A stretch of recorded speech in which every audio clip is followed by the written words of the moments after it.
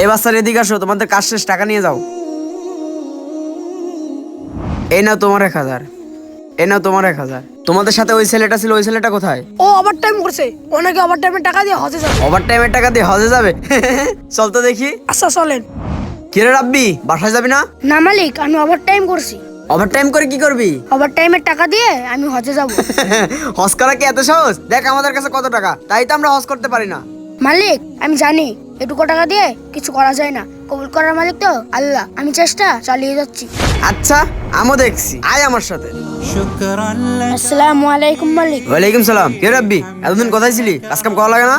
মালিক মনে আছে আপনাকে আমি বলেছিলাম আমি হজ করতে যাব? আলহামদুলিল্লাহ আজকে আমি হজ করে এলাম। তাহলে তুই কি সত্যি হজে গিয়েছিলি?